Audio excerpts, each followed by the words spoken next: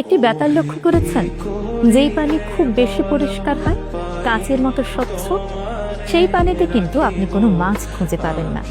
কিন্তু যেই পানিতে শ্যাওলা শৈবাল থাকে, ময়লা থাকে, সেই পানিতেই, অস্বচ্ছ পানিতেই আপনি অনেক বেশি মাছ পাবেন।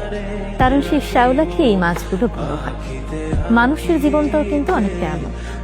যেই মানুষগুলো পরিষ্কার মনে হয়, যে মানুষগুলো মিথ্যে অভিনয় করতে পারে না, মিথ্যে ভালোবাসা দেখাতে পারে না, সেই মানুষগুলো দেখবেন বন্ধু কম থাকে।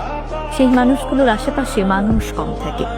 তাদের আশেপাশে মানুষে এসে মৌমাছির মতো ভন ভন করতে দেখবেন না।